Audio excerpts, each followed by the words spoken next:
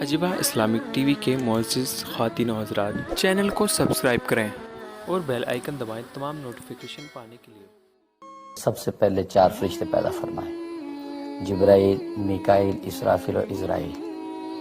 और मज़े की बात यह है कि हदीस में आता है कि यही 4 फरिश्ते सबसे आखिर में मरेंगे। इन चारों में सबसे ऊंचा मकाम हज़रत जिब्राइल अलैहिस्सलाम का है, जिनको सैयदुल मलाइका कहते हैं। इनका नाम अब्दुल्ला है। जिब्राइल इनका लक़ब है और अब्दुल्ला इनका नाम है।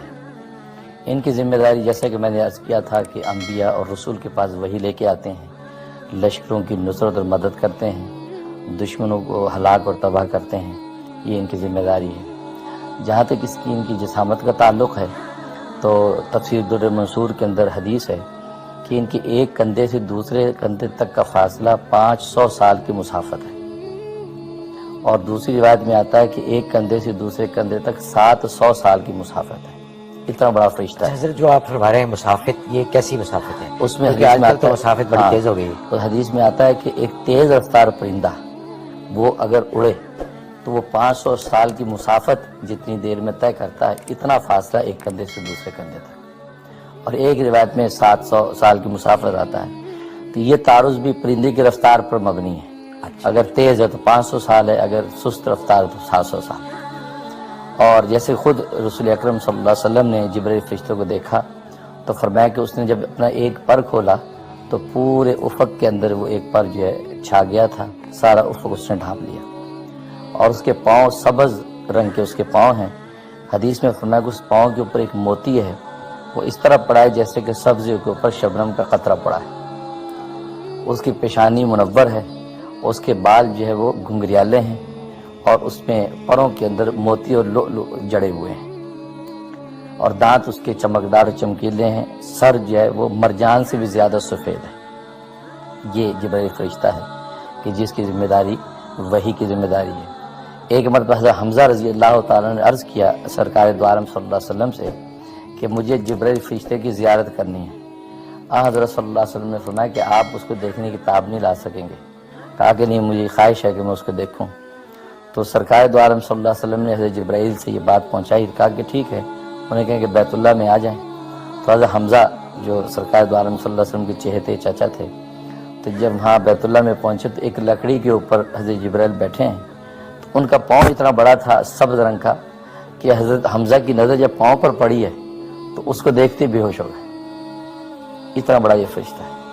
लेकिन अल्लाह तबारक व तआला के सामने इनकी कोई हैसियत नहीं रहती। यहाँ तक खुद हज़रत जिब्राइल फरमाते हैं कि नबी पाक सल्लल्लाहु अलैहि वसल्लम से फरमाया कि इसराफील मुझसे भी बड़ा फरिश्ता है और उसने अपने कंधे पर अर्श इलाही को उठा रखा है। और फरमाया कि लेकिन अल्लाह की किबरियाई और हैबत से बस औकात पिघलता पिघलता वो चिड़िया के बराबर हो जाता है।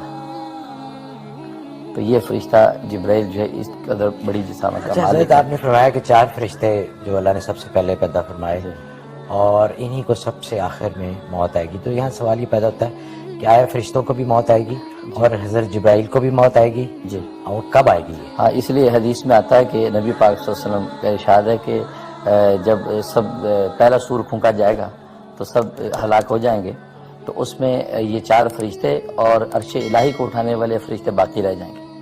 अल्लाह ताला मलक मौत से पूछेंगे कौन जिंदा है, तो अर्ज़ करेगा 4 फरिश्ते जिब्राइल, मीकाईल, इसराफिल और इज़राइल जिंदा हैं और अर्श इलाही उठाने वाले फरिश्ते जिंदा हैं। तो अल्लाह ताला फरमाएंगे अर्श इलाही उठाने वाले फरिश्तों की रूह कब्ज़ कर लो, तो मलकुल मौत उनकी रूह कब्ज़ कर लेगा। उसके बाद पूछेंगे कौन जिंदा है, कहें जी हम 4 फरिश्ते जिंदा हैं। तो अल्लाह फरमाएंगे कि मीकाईल की रूह कब्ज़ कर लो। फिर पूछेंगे अब कौन जिंदा है, फरमाएंगे हम 3 जिंदा हैं। तो अल्लाह ताला फरमाएंगे कि इसराफील की रूह कब्ज़ कर लो। उसके बाद पूछेंगे अब कौन जिंदा है, तो मालूम मौत कहेगा मैं जिंदा हूँ, जिब्राइल जिंदा है। इसमें एक रिवायत में आता है कि अल्लाह ताला फरमाए कि जिब्राइल की रूह कब्ज़ कर लो। गोया कि जिब्राइल जो मलकुल मौत से पहले मरेंगे। और एक रिवायत में आता है अल्लाह ताला फरमाए कि इज़राइल तू भी मर जा, तो वो मर जाएंगे। तो अब अल्लाह ताला पूछेंगे जिब्राइल से कि कौन जिंदा है, तो जिब्राइल कहेंगे कि ए अल्लाह तेरी बाकी ज़ात बाकी है और मेरी फ़ानी ज़ात बाकी है और कोई भी नहीं। तो अल्लाह ताला बराह रास्त जिब्राइल को भी मारेंगे, कहेंगे जिब्राइल अब तू भी मर जा। ये वो वक्त होगा कि जब कोई भी जिंदा नहीं होगा اور اللہ تبارک و تعالیٰ 3 اعلان فرمائیں گے کہ لیمن الملک اليوم، آج کے دن کس کی بادشاہت ہے، لیمن الملک اليوم، آج کے دن کس کی بادشاہت ہے۔ تو تیسرے اعلان کے بعد خود ہی فرمائیں گے کہ للہ الواحد القہار، کہ اس ایک یکتا ذات کی بادشاہت ہے کہ جو زبردست ہے۔ اچھا حضرت، آپ نے فرمایا کہ حضرت جبرائیل کا اصل کام تھا کہ وہی، تو حضور صلی اللہ علیہ وآلہ وسلم کے بارے میں تو ہم سب کو پتہ ہے کہ حضرت جبرائیل ہی وہی لے کے آتے، تو باقی پیغمبر جو گزرے ہیں حضور سے پہلے سب کو حضرت جبرائیل ہی ان کے لیے وہی لے کے آیا کرتے تھے؟ جی یہی انہی کی ڈیوٹی یہی تھی، تمام انبیاء اور رسول کے پاس وہی حضرت جبرائیل صلاۃ والسلام بھی لے کر آتے تھے، اور اس لیے حضرت جبرائیل صلاۃ والسلام کو خادم رب عز و جل بھی کہتے ہیں کہ اللہ تعالیٰ کے یہ خادم ہیں، اور نبی پاک صلی اللہ علیہ وسلم کے ساتھ تو ان کو بڑا تعلق تھا، بلکہ ایک حدیث میں آتا ہے کہ نبی پاک صلی اللہ علیہ وسلم نے پوچھا کہ جبرائیل تیری نظر میں میرا جو مقام ہے وہ تو میں جانتا ہوں، کہ اللہ کے ہاں میرا کیا مقام ہے؟ تو حضرت جبرائیل صلاۃ والسلام نے فرمایا کہ میں جتنے بھی نبیوں کے پاس وہی لے کے گیا ہوں، آپ سے زیادہ محبوب اللہ کی نظر میں کوئی نبی نہیں ہے۔ اور اس کے بعد فرمایا کہ اسرافیل اللہ تبارک و تعالیٰ سے اتنا قریب ہے کہ صرف 70 نور کے پردوں کا فاصلہ ہے، لیکن اگر کسی بھی نور کے پردے کے وہ قریب ہو گیا تو وہ جل کر راکھ ہو جائے گا۔ اس کے بعد فرمایا کہ اے اللہ کے حبیب، میری رسائی بس یہاں تک ہے، اس سے بعد کے مقامات تو میں جانتا